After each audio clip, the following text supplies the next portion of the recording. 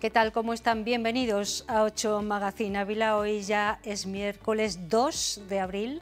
Aquí estamos puntuales a la cita. Esperamos que ustedes también, allá donde se encuentren, nos hayan elegido para compartir este tiempo. Hemos preparado un programa pues con muchos contenidos, con mucho cariño, fundamentalmente. Les voy a destacar uno de ellos, es el primero además. Vamos a hablar con José Antonio Herranz. Él es escritor, así le hemos catalogado, pero tiene una vida detrás muy intensa que nos va a contar y varios libros que tenemos sobre la mesa y que luego vamos a poder hablar sobre ellos pues de forma más distendida y un poquito más relajada. Es el primero de los asuntos, pero hay otros.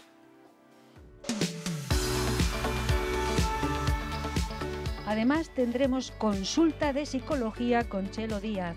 Hoy nos hablará de la importancia del sexo en la vida emocional de las personas. Hablaremos de la casa, de los problemas de las comunidades de propietarios. Hoy, humedades y goteras nos van a ocupar. También nos pararemos a saber cuál es el papel de los presidentes de estas comunidades. Y terminaremos con música en directo en nuestro plató. Tendremos el privilegio de contar con Evia, músico, gaitero y académico de honor de la Academia de la Lengua Asturiana. Nos adelantará algo de su próxima actuación en Ávila el día 25 de abril en el Teatro Santo Tomás.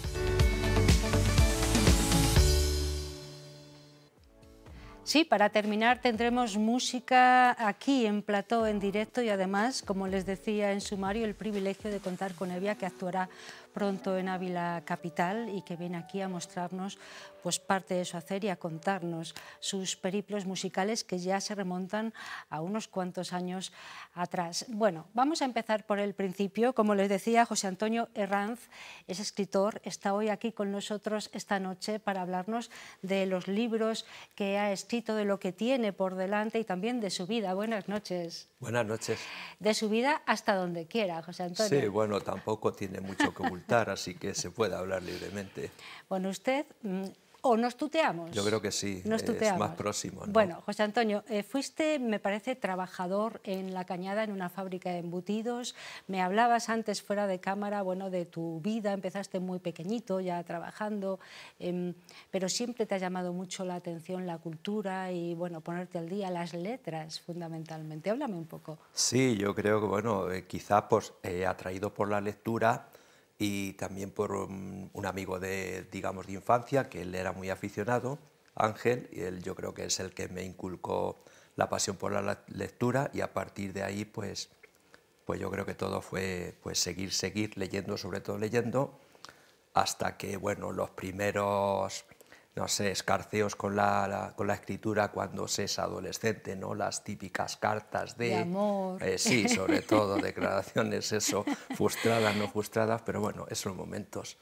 Y a partir de ahí, pues nada, seguir trabajando toda mi vida y seguir inquieto, pues un poco por, como dicen las letras, ya como muy a toro pasado, porque la EGB la dejó mal acabada y ya con bastante edad, pues vengo a la universidad a distancia y sí que me saco el acceso a mayor de 25 años y bueno, empiezo a hacer historia y apruebo una asignatura y luego ya la vida me lleva por otros caminos y dejo de estudiar y ya pues ahí se acaba un poco mi aventura estudiantil, por decirlo de alguna manera. Y después viene pues un poco ya muy cercano el tomarme un poco en serio, decir, pues hacer algo bien movido por un amigo que es también profesional de la radio y él pues editó un libro, escribió un libro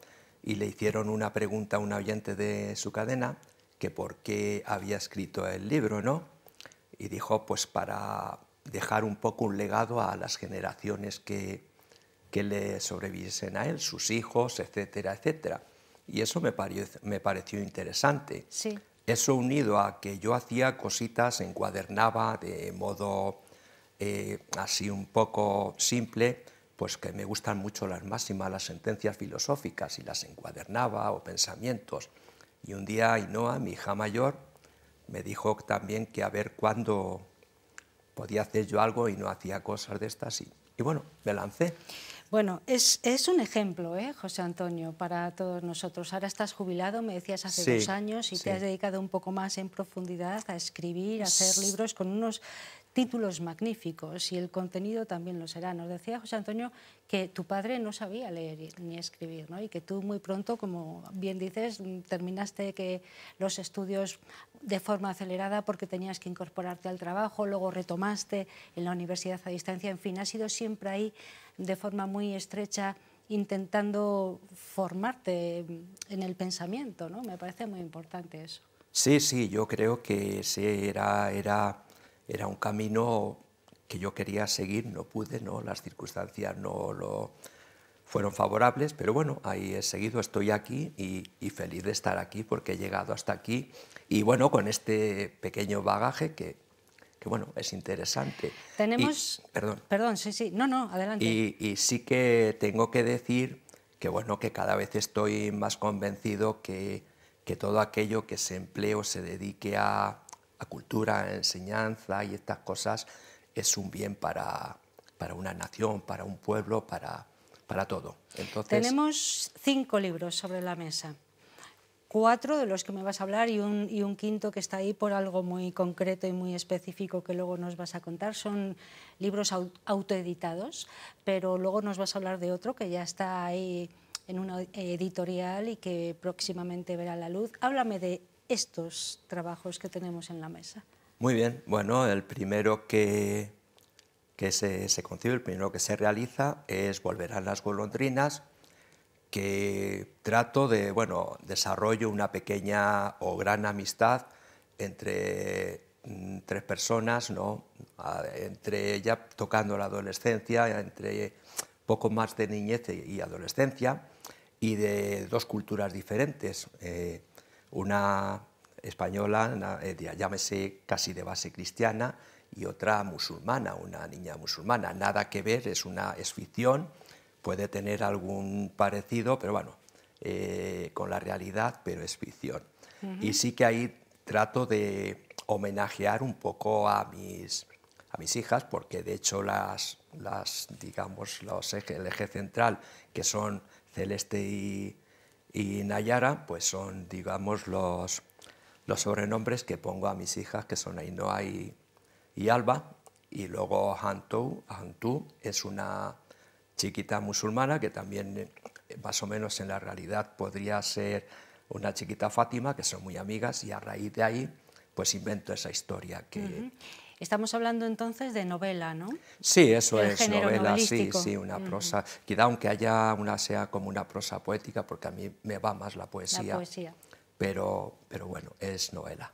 Volverán las golondrinas, Volverán título las que ya golondrinas. sugiere mucho, pero yo les voy a decir algún otro. Cielo de abril, ahí lo tenemos también. Sí. Son títulos, bueno, que ya engloban muchas cosas, ¿no? Sobre todo emocionales. Sí, yo creo que sí, de todas maneras, Cielo de abril, pues la portada muestra lo que yo quería mostrar, era una puesta de sol africana, y claro, y el libro empieza con un suceso triste que ocurre en Ruanda, que es cuando atentan contra el presidente o los presidentes de Burundi y Ruanda, y a raíz de ahí se desencadena el genocidio en el que mueren pues aproximadamente 800.000 personas entre Hutus y Tutsis, ¿no? Se desencadena ahí la masacre. No es un libro propiamente de masacre, es un libro suave, sencillo, se puede leer sin ningún miedo a nada porque no hay violencia, ni destaco la violencia. Quiero destacar un poco más lo que pudo ser después un poco el reencuentro entre las 2 etnias que al final pues eran hermanos, y al final del incidente de esta masacre pues algunas familias vuelven a reunirse, pero vamos, es de forma suave, sencilla, y creo que entretenida. Vale, El sabor del recuerdo también tenemos ahí, es otro de los libros que ha escrito José Antonio en estos 2 últimos años, me Sí, parece, ¿no? prácticamente desde donde hago mucho, es más en la pandemia donde más ejerzo, Vale, porque es ese tiempo, me queda mucho, vale. Pero a pero en partir de ese la tiempo, jubilación dijiste, bueno, quizá ahora es cuando ya me dediqué a este trabajo que último. dices que está el último, ese ha sido un poco más porque ha sido duro, yo he acabado cansado, pero bueno, pero contento. Vale, o sea que la pandemia ha sido fructífera para muchas cuestiones creativas, entre otras las que José Antonio nos trae hoy aquí. Son 4 libros y un quinto del que hablaremos después. Y Latidos, que no hemos hablado de él, ahí lo tenemos también sobre la Sí, mesa. Y también además creo que luego nos vas a leer algo de él. sí, siempre que, ya que me lo permite Claro, esta gran ventana un que es la placer, televisión, pues lo claro. voy a hacer, sí. El sabor del recuerdo, ahí pues hago una serie de relatos breves, cortitos, y también, como siempre, guardo o quiero dedicar un homenaje, pues eso, a todas las gentes que me han ayudado, sobre todo a mis padres. El primero, que es Vientos del pasado, el primer relato que hay dentro del sabor del recuerdo, pues narro ahí un tema delicado como fue el proceso de la guerra civil, muy cortito, muy breve, pero sin levantar ampollas. Es algo que poco desde la serenidad y desde los 2 puntos de vista. Yo, por ejemplo, a mi juicio y a mi gusto, creo que José María Gironella ha hablado, es el escritor que yo he leído más temas de guerra, y creo que ha sido la persona que mejor ha narrado los temas, porque los narra desde una parte muy neutral, siempre a mi modo de ver, y me gustan, ¿no? Y entonces, pues un poco así ha sido, un pequeño relato en el que trata un poco eso, pero de manera para acercar, no para separar. Muy bien. Y Latidos, decíamos. Sí, ¿Qué género es el que predomina aquí ahí en este libro? predomina la La poesía y poesía. también reflexiones en prosa, pero poética. Llevan con mucho verso, mucho nervio y mucho sentimiento. Escribe el corazón. Escribe el corazón, eso lo dice José Antonio Herranz. Es escritor, lleva 2 años jubilado, ha estado muchos años, yo creo, en una fábrica de embutidos, ¿no? Toda mi Como vida. toda tu vida, ¿no? En La Cañada. En La Cañada. ¿Eres de La Cañada? Oriundo. Oriundo. Sí, mi madre era de Radón de Pinares y bueno, mi padre era de Navalmoral de la Sierra y yo soy de eso. Pero por accidente nací en Madrid. Ah, Pero yo soy de La Cañada porque, como dicen lo de el burro es de donde pace, no de donde nace, ¿no? sí. Entonces yo soy de La Cañada. Aunque ahora los inviernos los pasas en Ávila. Me Sí, decías, por ¿no? cuestión de frío, por necesidad y por otras cuestiones. Bueno, antes de hablar del libro que está en ciernes, tenemos un quinto ahí, que me estabas antes contando que es un libro muy especial, porque hiciste para alguien y porque querías hacer un regalo. Y es que me parece muy hermoso, muy generoso eso, ¿no? Sí, así es. Tenía, creo que Cógelo. una deuda contraída con Agustín y con Sole, que son unos grandes amigos, que he pasado mucho tiempo en su bar, era como mi segunda casa. Y bueno, la vida a veces te lleva de un sitio a otro y te vas dejando a un lado lo que no tenías que dejar. Y yo creo que era necesario, pues, hacerles un homenaje, y todo surgió de casualidad, pero bueno, tienen su homenaje, ellos están muy contentos y yo aún más todavía. ¿Cómo se llama? Entre virutas y cazuelas. Entre virutas y cazuelas. Sí, Vale, un ese es regalo para tus amigos. Sí, para Sole y Agustín y familia, para ellos con mucho cariño y con mucha emoción, por supuesto. Bueno, ahora háblanos de lo que tienes en ciernes. Está ya en una editorial, bueno, has firmado un contrato con Sí. una editorial, estos libros serán autoeditados, ahora, bueno, das un paso más. El libro creo que se llama La paz perdida. ¿Qué título más apropiado para la época en la que estamos? Sí, yo creo que caminamos por un momento en el que realmente la paz no está ausente, ¿no? Está ausente. No solo los conflictos estos que sabemos a diario de Ucrania, Rusia y ahora ya de fondo Estados Unidos. Hay una serie de conflictos, sobre todo en África, abiertos, que también se habla menos, pero no hay paz. Y no nos olvidemos de Gaza y de todos los Eso ya sí, por Sí. supuesto. Y luego también en el día a día yo creo que las personas también carecemos y adolecemos un poquito de esa paz, de esa pausa, de pausa sobre todo.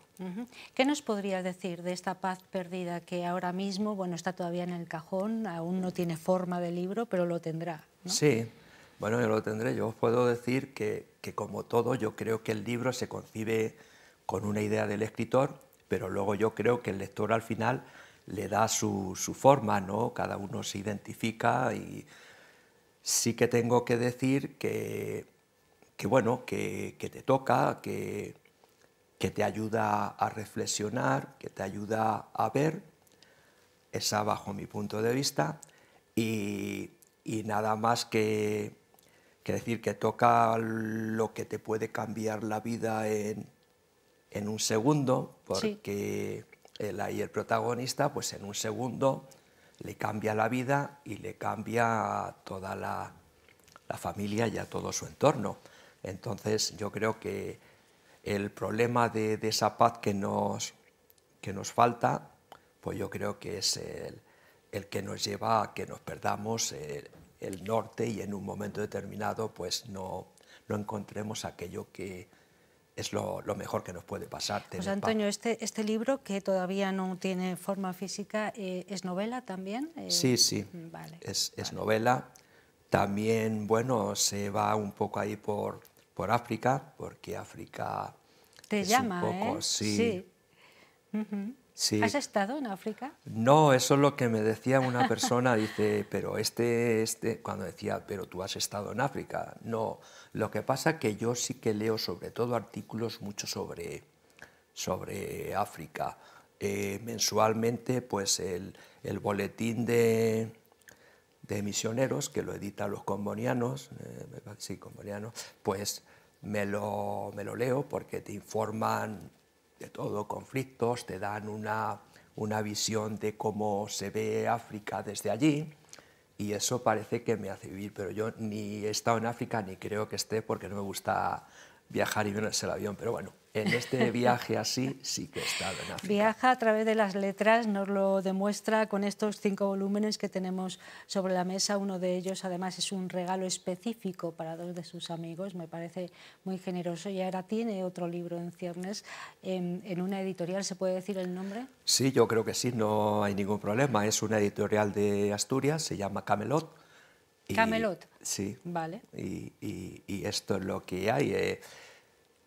Se editará, saldrá, pero vamos, ya no soy yo el responsable de imprimir, bueno, pues son ellos. Esta es tu casa para cuando se edite vengas a contarlo. Encantado de poderlo hacer y poderos dar esa noticia y dármela a mí mismo, ¿no? De decir, ya está por fin aquí al alcance de todos. También querría decir una cosita, que todos estos 4 volúmenes, menos el de Entre virutas y cazuelas, que es un trabajo personal, están disponibles en la Biblioteca Central y en algunas secundarias, en la de la Feria me parece que también. En la Biblioteca Pública de Ávila están. Hay volúmenes, y si no, de ahí les pueden informar que para si cualquier persona se siente animada a pasar un rato, que creo que pasará un buen rato, que no tiene, los títulos son sugerentes. Y aunque el tema de fondo alguno haya parecido que es así como escabroso, no lo es, porque está tratado de una forma sencilla, suave. Bueno, le vamos a pedir a José Antonio Herranz que nos lea algo para terminar, para poner el punto y final a esta charla. Has elegido el libro Latidos, me Sí. parece, para leernos algo. Sí, sí, Pues nada, he leído adelante. porque creo que la poesía es algo que llega antes, y como definía Gabriel Celaya en uno de sus poemas, que dice que la poesía es un arma cargada de futuro. De futuro, sí, señor. Entonces, pues creo que la ocasión, y quiero pues una pequeña composición que hice con mucho cariño y se lo quise dedicar a nuestros mayores. Y entonces dice así, ¿no? Su caminar es lento y firme, aunque sus brazos y sus piernas tiemblen ya. Es tal la suavidad en su andar que acarician el suelo a cada paso que dan. Ojos de mirada cansada, sin brillo ni luz, cargados de nostalgia y melancolía. Al hablar se toman su tiempo, no atropellan las palabras. Degustan cada sonido que de su boca sale. Son dueños del instante, están seguros del absurdo que es correr. Saben que la vida se marcha para nunca más volver. Su frente está surcada por muchos otoños y no menos primaveras. Gastaron su savia joven en sus muchas ilusiones. Trabajaron de sol a sol para sacar adelante patria y familia. Todo con mucho dolor y amor. Dejaron atrás vida, sueños, alegrías, tristezas, amores y desamores. Ellos son nuestros mayores. Para ti, con mucho gusto te lo dedico. Muchísimas gracias. Muchas gracias. Este hombre tan honesto es José Antonio Herranz, obrero durante toda su vida, desde bien pequeño, en una fábrica de embutidos de La Cañada, donde tiene el corazón y la vida también. Ha querido formarse de forma autodidacta y, bueno, en los tiempitos pequeños que le dejaba la vida en esto de las letras, y nos ha traído aquí su obra y la que está por venir, que esperamos nos cuentes pronto. Gracias. Así sea, ojalá. Muchísimas gracias por estar en 8 Magazine. Muchísimas gracias a vosotros por darme esta oportunidad de abrirme al mundo. Pues con las palabras de José Antonio Herranz cerramos este primer capítulo de 8 Magazine Ávila. Nos vamos a publicidad y volvemos enseguida, no se vayan.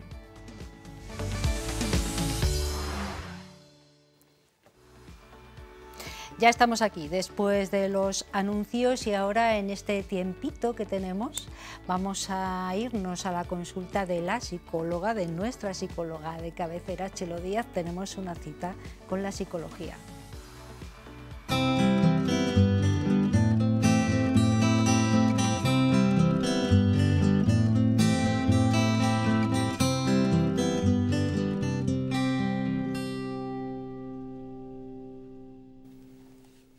Ahí la ven ustedes, ordenando sus cositas en su consulta. Tuvimos el placer de poder estar allí un día y nos ofreció, bueno, pues todo ese bienestar que tiene en su consulta. Hoy está con nosotros en plató, como suele ser habitual. Buenas noches, Chelo. Buenas noches, Ana. ¿Qué tal estamos? Bien, muy ilusionada de estar aquí una vez más, la verdad. Claro, nosotros encantadísimos, aprendemos mucho contigo y hoy le proponíamos a Chelo, fíjense, hablar de sexo. Vamos a hablar de sexo, y ella decía, o de sexualidad. Y ahora yo pregunto, ¿cuál es la diferencia? Bueno, la sexualidad es mucho más amplia y el sexo es una parte de la sexualidad. Entonces, claro, sexo es algo más como la parte más física, ¿no? La parte más física, y la sexualidad es muchísimo más, es los esquemas cognitivos que tenemos sobre el sexo. La sexualidad es el erotismo, la sexualidad es la mirada, la sexualidad es muy amplia. Y el sexo sería como la parte más física. La parte más física de la sexualidad, que engloba mucho más. Vale, ahí nos quedamos. Claro. Bueno, hablaremos de sexo en algunos momentos sexo. Y hablaremos de sexualidad en otros. ¿Te parece? Pero primero, ¿qué papel ocupa el sexo? El sexo. Y, por supuesto, la sexualidad, que es esa otra parte que envuelve al sexo también, en el ser humano. ¿Qué papel tiene? Pues mira, la sexualidad, voy a empezar por ahí, que es más amplia, porque el sexo al final es una parte de la sexualidad. La sexualidad humana, porque es importante... hablar del ser humano. Claro, porque cada animal, la sexualidad y el sexo lo viven de manera diferente, cubre necesidades diferentes, porque en muchísimas especies la sexualidad simplemente es por reproducción. Nosotros los seres humanos y algunos otros animales no solo es por reproducción. Obviamente una de las funciones que tiene el sexo es la reproducción, pero la sexualidad abarca establecer vínculos afectivos, el placer, el disfrute. Los seres humanos podemos tener sexo en cualquier momento y en cualquier etapa de nuestra vida, aunque no estemos en etapa reproductiva. O sea, no lo hacemos por reproducción. Esa es una de las funciones. Entonces, la sexualidad, una de las funciones más importantes que tiene es la de establecer vínculos, la conexión emocional, el contacto, el encuentro emocional, ¿no? Persona a persona. ¿Pero puede haber sexualidad sin el otro? Pregunto. ¿Sexualidad sin sexo? No, sin otra persona. Ah, por supuesto. Claro, es que como hablaba del vínculo, del otro, Claro, de tal, sí, pero bueno, ahí hablaríamos de sexo. Vale, Claro, vale, que es la parte física. vale. Lo que sí puedo tener es sexualidad activa sin sexo. ¿Sí? ¿Se ve? Muy interesante. Puede confundir, ¿verdad? Sí, bueno, a ver, es que son muy delicados los matices. ¿Qué beneficios psicológicos, emocionales tiene la sexualidad y el sexo? Es que vamos a ir diferenciando en las personas. Pues el sexo sería como una parte de la sexualidad, ¿no? Esto se ve mejor si lo vemos que el sexo está englobado en la sexualidad. La sexualidad en concreto humana, una de las funciones obviamente que tiene es la de dar placer, la conexión vincular, emocional, la conexión corazón-corazón, vamos a decir, ¿no? El encuentro vincular. Y el sexo, la función que tiene es, en primer lugar, obviamente biológica, reproductiva. Ya no tanto, ¿eh? Ya no tanto, Ya no es una tanto. de sus funciones, esa función biológica no se la vamos a quitar, Vale. sí, aunque podemos reproducirnos de otras maneras, pero ciertamente es una de sus funciones biológicas. Y a nivel físico, pues el obtener placer, el sexo, acuérdate, ¿no?, que es una parte de la sexualidad. Yo puedo tener una sexualidad activa sin tener sexo, esto sí que lo quiero subrayar, no necesariamente. Ahora hablamos un poco de qué ¿no? manera. Entonces, las relaciones sexuales nos producen un beneficio psicológico per se, ¿no? Sí, sí, se generan Alegría, hormonas, oxitocina, nos regula los neurotransmisores. En concreto, en nosotras, las mujeres, cuando tenemos un orgasmo, nosotras, bueno, pues hay unas contracciones de unos músculos de la zona pélvica. Se sabe que mantener esos músculos activos, elásticos, fuertes, hacen una función de sujeción del suelo pélvico. Es el suelo pélvico. Claro, beneficios físicos, por supuesto, hay muchísimos, pero bueno, nos centremos en los psicológicos o en los emocionales. Claro. Una persona le brillan mal los ojitos. Sí, sí, sí, reduce el estrés, Sí. nos genera endorfinas, que son esos neurotransmisores que nos provocan bienestar y sensación de estar a gusto, de bienestar, ¿no? Cuando tenemos pues nos sentimos sexualmente confortables con nuestra vida y cada uno ahí ya puede tener el sexo que decida tener. Hay personas que con muy poquito sexo o incluso con una sexualidad activa a través del erotismo, la seducción, ¿no?, el vínculo, el contacto, el encuentro, la caricia bonita, ¿no? Todo eso es sexualidad. Hay personas que con esto se sienten plenas y personas, bueno, pues que necesitan más, digamos, como más la parte física, son más sexualmente activas, ¿no? ¿Por qué nos da mucho reparo hablar de sexo o de sexualidad, que es lo más amplio, pero bueno, de sexo? ¿Por qué no? ¿Por qué es todavía un tema que no conviene sacar a la luz o hablar de ello de forma natural, como estamos haciendo ahora? Pues es una pena. Pues mira, te voy a decir que es una consulta muy habitual, los problemas con la sexualidad y con el sexo. Es que es cultural, es que hablamos de sexo y aparece vergüenza. Está asociado durante años y años y años, hemos escuchado barbaridades como que es algo como sucio, ¿no?, como algo que hay que esconder, como algo... Pernicioso. No, sí, mira, la palabra es preciosa, es efectivamente, y exacta, ¿no? Entonces, claro, incluso perverso, fíjate, incluso perverso. Nada más lejos de la realidad, la sexualidad es algo natural, tiene muchísimas funciones y el sexo en concreto es algo pues muy bonito que genera vínculos, que conecta, por ejemplo, en la pareja, conecta, refuerza los vínculos afectivos en la pareja, nos coordina, nos hace que vayamos armonizados. Es que es una necesidad fisiológica, ¿no? La sexualidad, ¿no?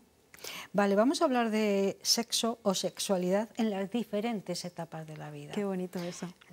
Los niños ya tienen una sexualidad de alguna manera, ¿no? Hay Luego una ya en la curiosidad. adolescencia ni te cuento, porque ahí tenemos, claro, a los chavales sobrehormonados y entonces...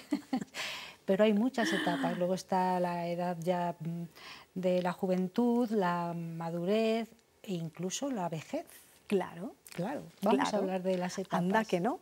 Claro. Pues, a ver, en principio los niños no tienen sexualidad como por sí mismo, lo que tienen es curiosidad. Hay una exploración del cuerpo del otro, que es diferente. Los niños en infantil. Los niños tienen curiosidad. ¿Sí? Más que nada porque, bueno, si viviéramos en las cavernas, que íbamos un poco más destapados y todo era un poco más natural, la curiosidad se acaba desde el minuto 1. Pero como vamos tapaditos, pues claro, los niños de pronto descubren que hay un dimorfismo sexual, que el cuerpo femenino y el cuerpo masculino no es igual. ¿Y a partir de qué edad podemos hablar entonces de sexualidad puramente dicha? Pubertad. Vale. Hay un cambio hormonal que precisamente el cambio hormonal que se da en la pubertad es que son las hormonas sexuales. No es otro cambio hormonal. O sea, lo que sucede es que hay un cambio en las hormonas sexuales. Y entonces ahí sí, esa curiosidad empieza a ser ya como además un impulso de sexo, ¿sí? De pronto hay claro, las hormonas es que son muy potentes. Y entonces la curiosidad y la exploración pasa a ser activa, mucho más activa. Y entonces es una etapa, ¿no? la adolescencia y la juventud, de exploración. La sexualidad y el sexo sobre todo, más que la sexualidad, pasa a ser imprescindible. Efectivamente, y pasa a ser algo que enriquece mucho la exploración del otro. Es pura exploración. Hay mucha curiosidad, hay necesidad de cambio de parejas, de explorar el sexo, en este caso, con otras parejas. Es un momento de mucha apertura normalmente, ¿no? Luego ya cuando nos metemos en la etapa más madura, la sexualidad empieza a tomar más protagonismo, en tanto en cuanto a la conexión, al vínculo, es una parte ya más madura. No es que el sexo pierda importancia, pero de pronto, ¿no? Pero la caricia bonita empieza a ser más... Empieza a ser, efectivamente, ¿no? Vale. Empezamos a conectar mucho más, empezamos a tener otra necesidad. El sexo es importante, el placer es muy importante, por supuesto con nosotros mismos también, ¿sí? El sexo con nosotros mismos y nosotras mismas, ¿sí? Es muy bonito, es muy importante y es un autoconocimiento. Gracias a que a veces mantenemos o tenemos relación con nosotros mismos, a veces detectamos algo que no tiene que estar ahí. Si no me toco, sí.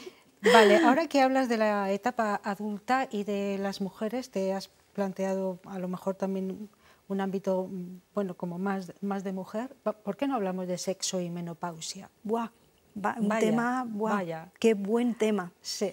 Qué poco se habla, ¿verdad? Muy poco. Que tenemos asociada a la menopausia. Fíjate, volvemos a lo mismo. ¿Qué pasa en la menopausia?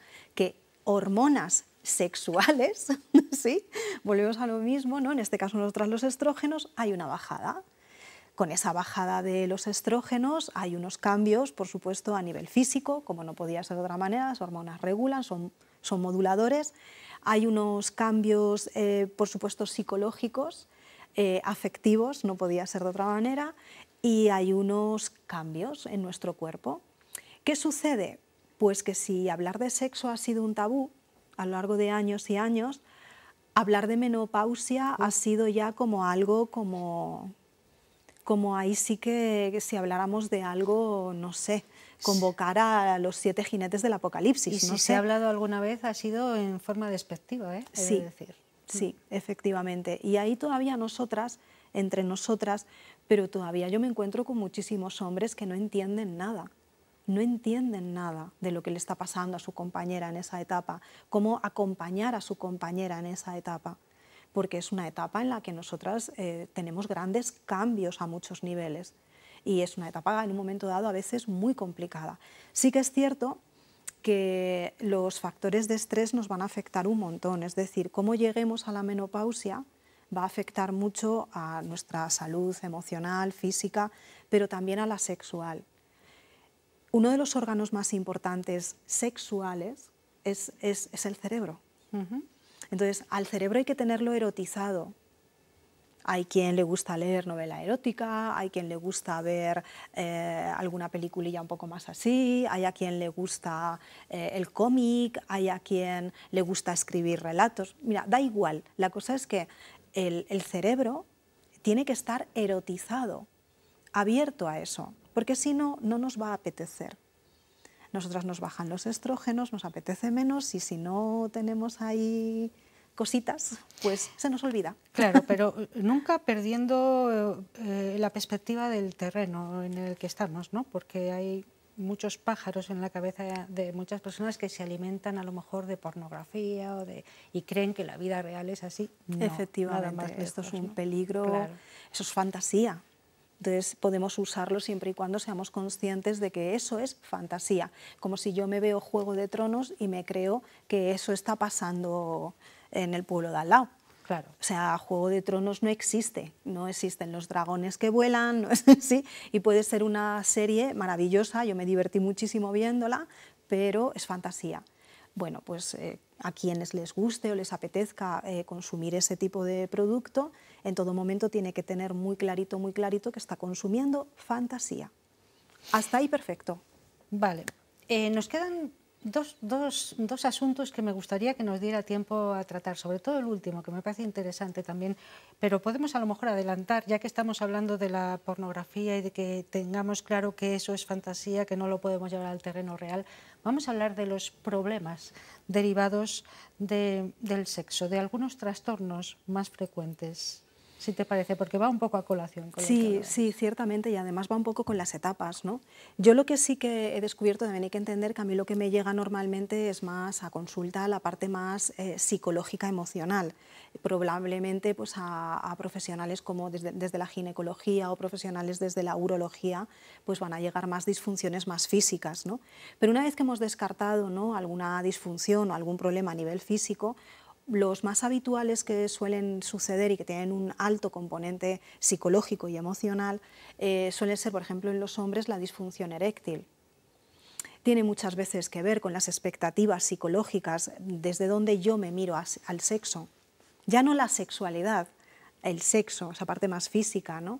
¿Qué me pido? ¿Qué me exijo? ¿Qué le pido yo a la relación? Hay a veces la fantasía, no la aterrizamos a tierra y algo que es para entretener o erotizar, de pronto quiero que eso sea una realidad y es como, espera, que esto es fantasía, ¿no?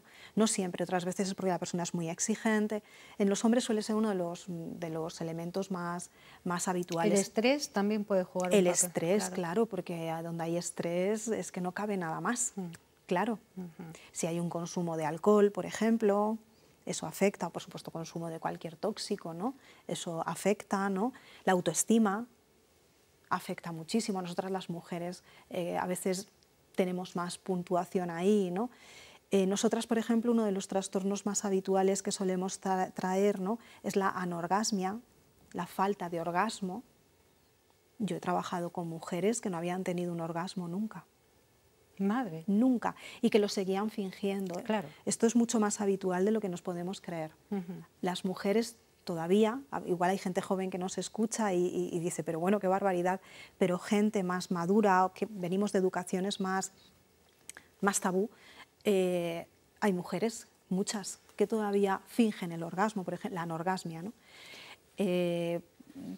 Disfunciones como nosotras, pues el dolor con la penetración, hay una serie de disfunciones al final, el miedo al sexo, la fobia, ¿no? Suele ser muy habitual y son trastornos que se trabajan muy bien. Y suelen generar además también mucho sufrimiento. Mucho sufrimiento y parejas que se rompen a veces incluso por la no comprensión, ¿no? Nos queda ahí, pero es que tenemos medio minuto, si nos da tiempo, hablar de la larga trayectoria, del sexo de larga trayectoria, de ese en las sexo parejas ya asentado. Sí, ¿no? Parejas como de larga trayectoria. Sí, sí. Qué bonito eso, ¿no? Pues, en medio minuto. En medio minuto, pues nada, decir, quitar fantasías. Obviamente la pareja al inicio es muy explosiva, tiene una sexualidad muy activa, hay mucha pasión, hay mucha química. Eso va trasladándose poquito a poco en la sexualidad más emocional, emocional, más afectiva, más el encuentro, el vínculo, afianzando. Es una sexualidad más de seducción, más de, igual hay menos sexo, pero la sexualidad es activa. Tenemos que seguir seduciendo a la pareja, no se nos olvide, a la pareja hay que seducirla física y cognitivamente. Hay que seguir seduciendo a nuestra pareja. En las parejas de larga trayectoria esto a veces se olvida, y si tenemos hijos ya no te digo nada. Sí. Y si mantenemos eso y sigue habiendo confianza, seguimos siendo amigos, probablemente vamos a disfrutar de una sexualidad, probablemente no tanto sexo, pero una sexualidad que nos va a hacer sentir muy bien en nuestra relación de pareja. Pues hoy hemos hablado, fíjense, en nuestra consulta de psicología con Chelo Díaz, de sexo y sexualidad, que no es lo mismo, es mucho más amplia. La sexualidad abarca mucho más, pero el sexo es fundamental, sobre todo en determinadas etapas de la vida. En otras, no tanto, ¿verdad? En determinadas etapas es imprescindible. Imprescindible, fundamental. Casi. Para nuestro bienestar físico y para nuestro bienestar mental. Efectivamente. Emocional, y afectivo. psicológico y afectivo. Afectivo. Sí, sí. Con nosotros mismos también. Por supuesto, me tengo que gustar. Chelo Díaz, muchísimas gracias por estar aquí un día más. Nos encontramos pronto, ¿vale? Gracias, que vaya muy bien. Gracias a vosotros. Vamos a hacer otra pausa y luego, después de la publicidad, vamos a cambiar radicalmente de asunto. Dejaremos de hablar de sexo y nos vamos a hablar de los problemas de las comunidades de vecinos.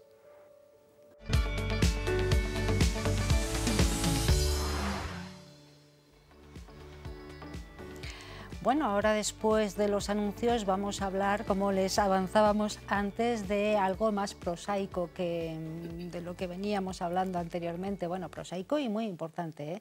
Vamos a hablar de la casa, vamos a hablar de las comunidades de propietarios, de esos espacios en los que vivimos muchas personas, cada una con un interés distinto. Bueno, es bien difícil, para eso vamos a tener aquí a administradores de fincas colegiados que nos van a contar cómo estar en tu casa y en la mía.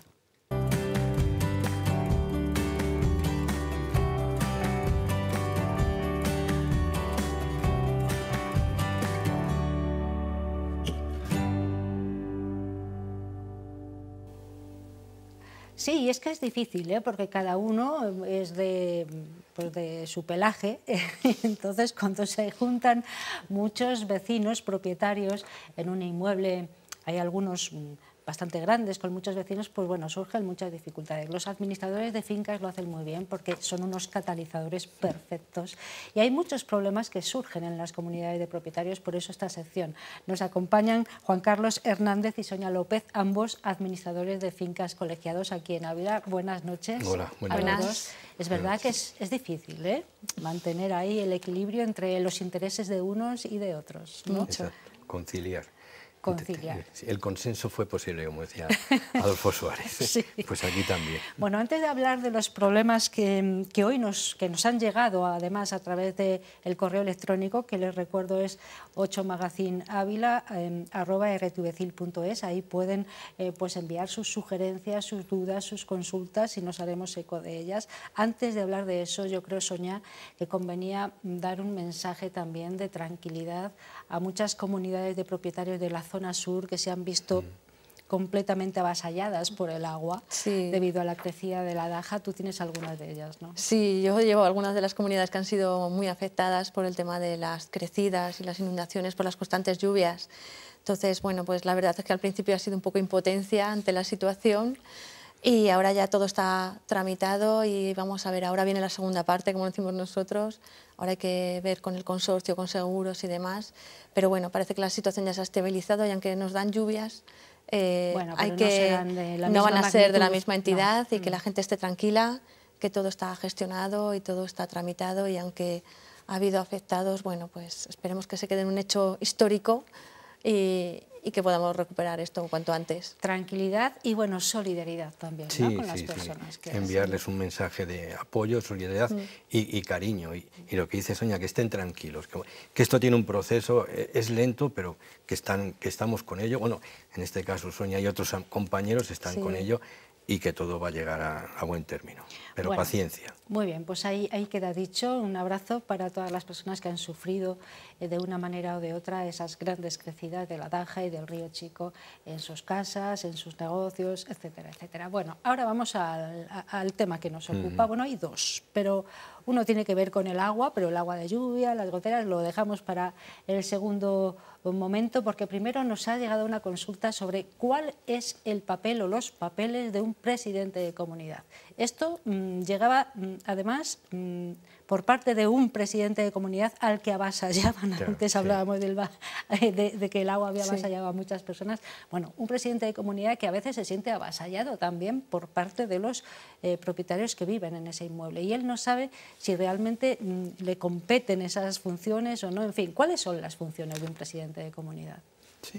Bueno, pues lo primero, que es porque muchas veces nos dicen, yo no quiero ser, es un cargo obligatorio, lo dice la ley de propiedad horizontal, es un cargo obligatorio, no se puede rechazar. Hay unos mecanismos luego para no llegar, pero bueno, hay que ir acudir al juzgado, si no quieres ser presidente, no, si tienes que alegar unos motivos para no ser presidente. Es obligatorio, pero es obligatorio. Y en cada comunidad hay una fórmula, ¿no? Exacto. Para que todo pase por todos. Te permite que sea elección directa o que luego hayan acordado ellos en unos acuerdos internos para que sea rotatorio, por turnos, etcétera. Pero lo principal es que no se libra a nadie, que es un cargo obligatorio. Obligatorio, pero hasta cierta edad. Cuando tienen X años, ¿no? No, tampoco. ¿Tampoco? Eso la jurisprudencia... muy mayores? No, también es una leyenda urbana, ¿no? Que vale, porque seas jubilado, tengas 80 años...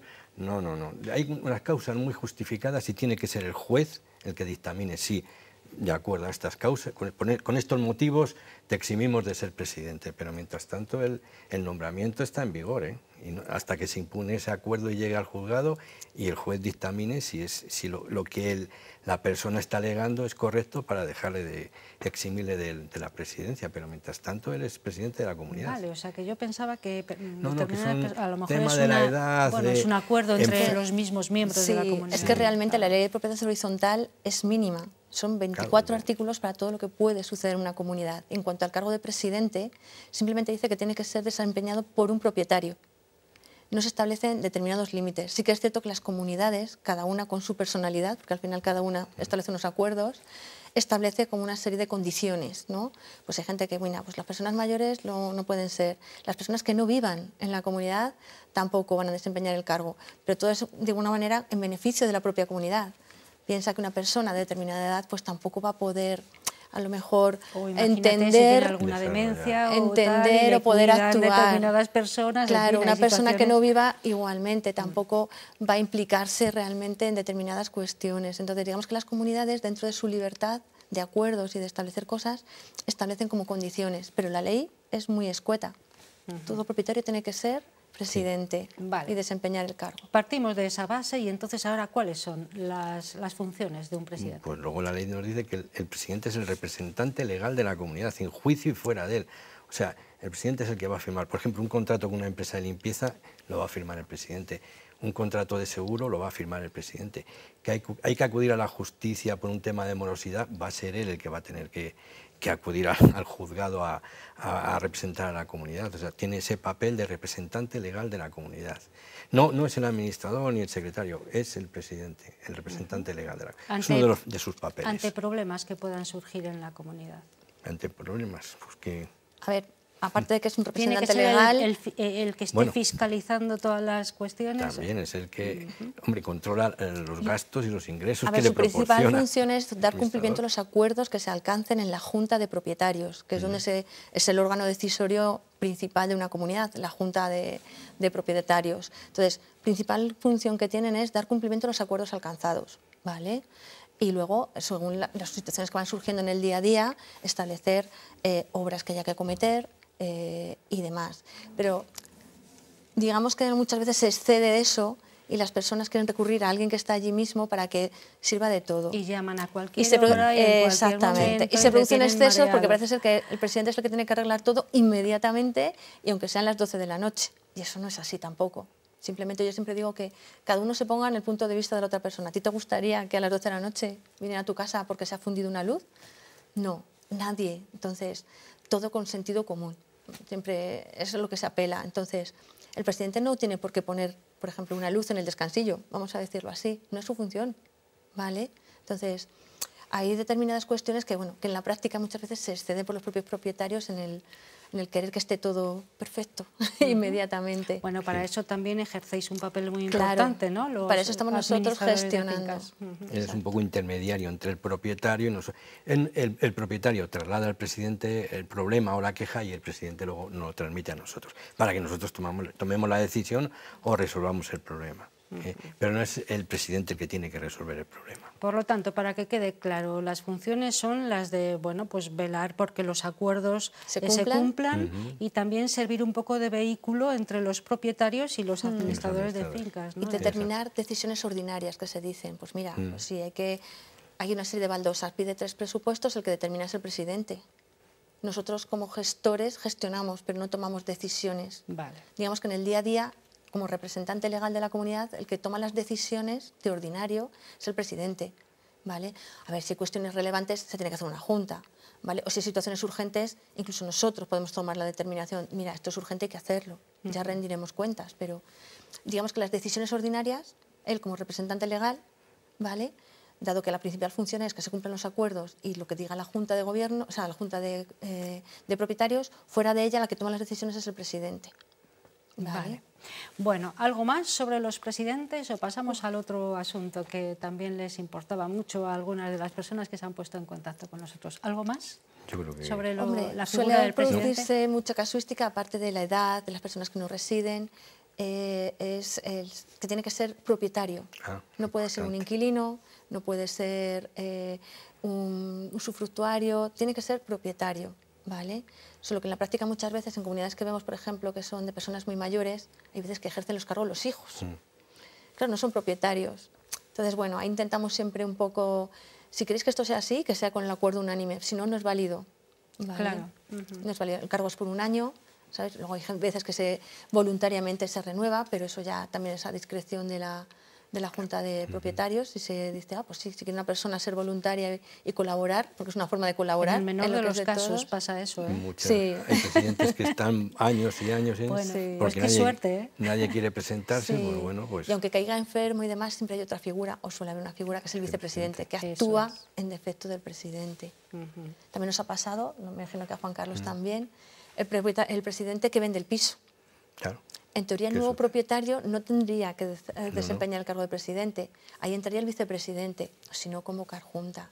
Más o menos son casuísticas que suelen ser comunes. Muy bien, pues ahí queda. Esperemos haber aclarado un poquito de las dudas de la persona que se ponía en contacto con nosotros. Ya lo saben, 8magazinable@rtvcyl.es. Ahí pueden hacer llegar todas esas dudas, quejas, lo que quieran que ellos, los administradores de fincas, pues traten aquí en este espacio. Vamos a otro asunto muy rápidamente, y es el que tiene que ver con las goteras, las humedades producidas por la lluvia. Hemos tenido episodios de lluvia, algunos muy dramáticos en las partes más bajas, pero también en las partes altas, ¿no? El exceso de lluvia puede generar goteras, etcétera, etcétera. Vienen nuevas lluvias ahora. Bueno, ¿qué decimos del tema goteras? Pues prevención. En la cubierta es prevención. Pues hay que llevar un mantenimiento de la cubierta, de los canalones, de las bajantes. Hombre, se recomienda por lo menos 2 veces al año subir a la cubierta y dar una vuelta y ver qué sucede, limpiar los canalones, desatascar las bajantes, las arquetas tenerlas limpias. Y una cosa que llama la atención, hay muchos propietarios que tienen terrazas o áticos. Bueno, esas terrazas no son elementos comunitarios, no son suyas. A lo mejor de uso exclusivo, pero comunitarios. Uso y disfrute lo tienen ellos, pero también tienen la obligación del mantenimiento. El típico sumidero que tiene en el centro deben mantenerlo limpio, porque si llueve se va a formar una balsa de agua, una piscina, e inmediatamente tenemos el problema a lo mejor en el piso de abajo. Entonces, por favor, mantenimiento de los sumideros de terrazas y áticos, importantísimo. Limpieza, limpieza, básicamente, ¿no? Y si hay algún problema mayor es hablar con los administradores de fincas. Pero el mantenerlo limpio de objetos, residuos, plantas, eso es lo más importante para evitar abajo a la vivienda que está debajo o al edificio, porque a lo mejor la terraza da alguna falta. Evitar filtraciones, goteras, humedades, importantísimo, mantenimiento de sumideros y arquetas. Vale, y cubiertas, una vez al año. Las cubiertas, si es posible, una vez al año, hacer una revisión, limpiar canalones, atascar bajantes y todas las tejas que estén rotas o movidas, pues colocarlas. Y eso también muchísimo cuidado con los temporales, porque ya hemos tenido casos de tejas que salen volando, caen sobre los coches, sobre las personas. Afortunadamente yo creo que no ha habido ningún caso, No, pero que sepamos, no. sobre vehículos ya hemos tenido disgustos. ¿Algo más para concluir? Quizás hacer un pequeño inciso de que también los edificios van cumpliendo años y además del deber de mantenimiento y de conservación, los materiales se deterioran. Telas asfálticas, las fachadas hay que hidrofugarlas en muchos casos, ya es un mantenimiento más intenso, pero por la propiedad que va cogiendo el edificio. Entonces también se producen muchas filtraciones a través, pues eso, de fachada, de que las telas se deterioran tanto en terrazas como en cubierta. Vale, entonces, bueno, pues eso hay que estar también pendiente de ello. Vale, O sea, que en ese tener en cuenta. caso, pues, si un propietario ha sufrido pues, una humedad de estas características, ponerlo en conocimiento del presidente, entiendo, y el presidente hacerlo llegar al administrador de fincas, ¿no? Y entre seguros y técnicos determinan si es una intervención menor o una intervención de mayor envergadura. Claro, y si es un problema particular o privativo de la vivienda o es comunitario. Claro. Ahora estamos teniendo ese problema, discernir qué es comunitario y qué es privativo. En tema de condensaciones, las condensaciones son problemas interiores en la vivienda. Privativas, ¿no? Claro. Privativas. La comunidad no puede atender ese tema, ese tipo de problemas. Tiene que ser el propietario. Filtraciones y goteras, sí, ahí es la comunidad. Y bien a través del seguro o por los medios propios de la comunidad se resolverá el problema. Pero distinguir muy bien lo que es privativo de comunitario. Y Bueno. normalmente tienen que repararlo la comunidad, ¿vale? Vale. Salvo que por situaciones de que se dan una serie de litros, una serie de vientos y de cuestiones que lo cubriría el seguro, ¿vale? Por inclemencias meteorológicas Importante importantes. lo que dice Sonia. Sí, Es que todo si el se mundo supera, no. Claro. creo que depende del seguro, 80 80, 90 Los, kilómetros por viento, kilómetros por hora, o 40 etcétera, litros, sí. o 50, Eso está depende del bien, seguro. bien estipulado, yo creo. Sí, ¿verdad? debemos advertirlo, que el origen, el problema es la comunidad. Y luego los daños que haya causado ese agua los atenderá el seguro, pero el problema primero lo tiene que solucionar la comunidad. Vale, si es un temporal, dependiendo del grado al que haya llegado, Sí. puede ser el Seguro. seguro O o la una propia comunidad que asuma ese Claro, gasto, ¿no? o una simple filtración o una rotura de una teja. Es la comunidad la que tiene que proceder a reparar y el seguro atiende los daños que haya Estéticos. ocasionado. Exacto, Vale. y cuidado. Los daños estéticos si tienes buena cobertura. Vale, vale. Bueno, pues aquí lo dejamos. Ya saben que una vez al mes aproximadamente hablamos de las comunidades de propietarios con administradores de fincas colegiados. Juan Carlos Hernández y Sonia López vienen aquí puntualmente para, pues seguramente, resolver alguno de los problemas que tienen ustedes y que nos pueden hacer llegar. Muchísimas gracias a los dos, que vayan muy bien. Vosotros. Gracias, Hasta luego. Ana. Muchas gracias. Vamos a vaya hacer bien. la última pausa para los anuncios. Enfilamos luego en nuestra recta final. Estamos muy contentos. Será una recta final musical y además tendremos aquí a un gran músico aquí en plató de 8 Magazine Ávila.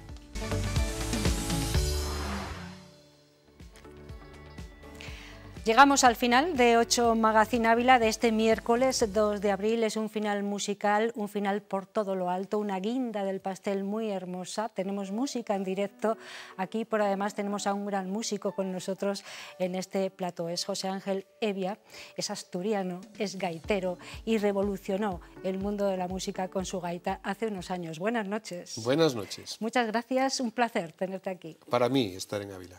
Bueno, cuéntame un poco, vamos a aquellos que aún no sepan quién es Evia, porque ese es tu nombre artístico, es tu apellido, además también, apellido asturiano, hemos de entender, ¿no? Sí, bueno, es tanto que es un topónimo, es hasta un nombre de lugar. Ajá. Hay pocos Evia en el mundo, pero los que hay tienen origen asturiano. Bueno, tenemos que decir que este hombre que hoy tenemos aquí, este gaitero, que así quiere que le llamemos, es un gran músico. Consiguió un premio Ondas, lo estábamos aquí hablando hace un tiempo, en el año 99, en 1999, después un premio platino por haber vendido no sé cuantísimos discos, ¿no? Bueno, el Platinum Award era un premio que se daba en la época de los discos Sí. a aquellos artistas que vendíamos más de 1 millón de discos en el lapso de un año en Europa. Nada más y nada menos. Y hoy le tenemos aquí en 8 Magazine Ávila, primero para hablar de toda esa trayectoria musical que revolucionó en una época determinada y todavía hoy el mundo de la música tradicional, de la gaita asturiana en este caso, pero vinculada y ligada con otros aspectos musicales, ¿no? Sí, porque la música tradicional al final es también, como la música misma, un lenguaje que va más allá de las comunidades y de los países. Es un lenguaje que se entiende por encima de los idiomas y que comunica al individuo con su tierra, con su modus vivendi, con su paisaje. Yo la comparo muchas veces la música tradicional a los quesos. Los quesos te dan información del paisaje, de la ganadería del lugar, por lo tanto de la economía, de los modos de vida, te dan toda esa información, te la dan en su sabor.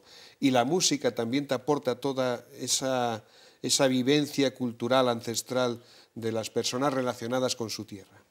Por lo tanto, un ensamblaje de esa música con otras, qué rico tiene que saber, ¿eh? Hombre, el maridaje Sí, entre señor. las gaitas y las dulzainas, pues sabe riquísimo.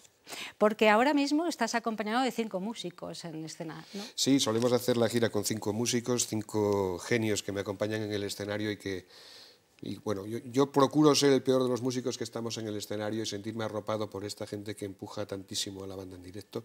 Y entre ellos mi hermana María José, que se ocupa de las percusiones, desde hace 40 y pico años que tocamos juntos. Está Lauren Stratman en la batería, Rubén Rebolleda en las teclas y el piano, y Paco Yebra en el bajo. Y de verdad que es un equipo que ha hecho crecer muchísimo esos temas de aquel disco Tierra de Nadie, y que es precisamente lo que vamos a presentar en el Santo Tomás, en Ávila, ese directo. Porque le tendremos aquí en Ávila el próximo día 25 de este mes de abril en el Teatro Santo Tomás. Tierra de Nadie es el disco que vais a presentar allí en Bueno, directo. Tierra de Nadie es el pretexto de aquellos 25 años del premio Platinum, pero en realidad vamos a hacer un extracto de lo que han sido estos 25 años de gira, haciendo temas de varios discos y de varias... ¿Quieres que veamos un poquito de un videoclip que nos habéis hecho llegar? Adelante. Y que muestra muy bien todo lo que estás contando? Vamos allá. ¿Quieren verlo ustedes? Miren.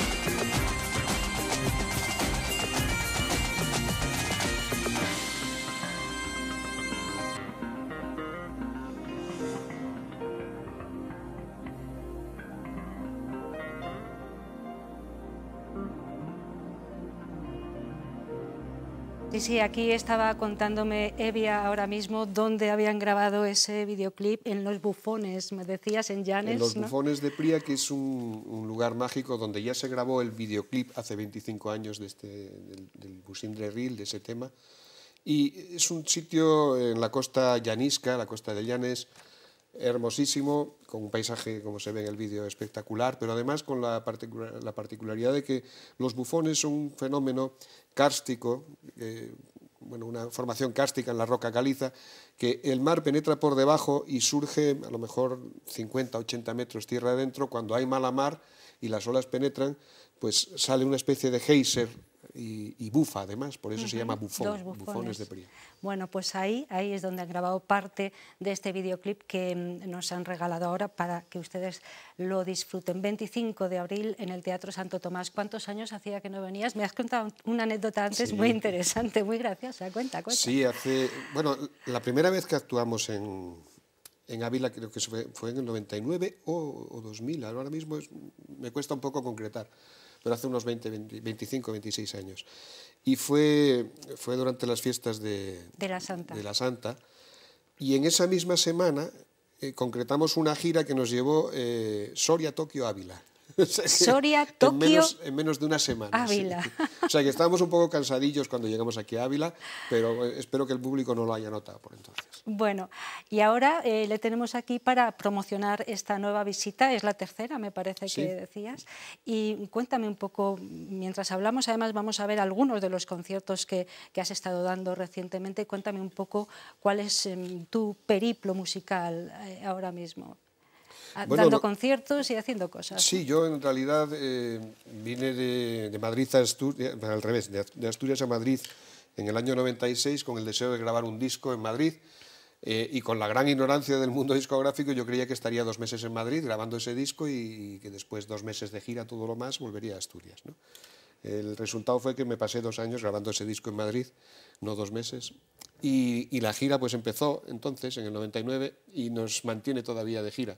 Porque si bien en este tipo de música no hacemos unas giras de estar 80 días fuera de casa y irte con el autobús y con todo el equipaje y demás, como se hacían aquellas giras de los 80, pues si coges y sales una semana, te vas a Italia, haces 3 conciertos, vuelves a casa, das otros 2 o 3 conciertos por España, descansas otra vez. Y esto se mantiene así desde el año 99 hasta hoy, o sea que sigo viviendo de la música, que es la aspiración de todos los músicos. Desde luego que si tiene buena salud la música tradicional, la gaita asturiana en este caso, el ensamblaje con otras armonías, otras músicas, ¿tiene buena salud? Tiene buena salud, es un momento dulce.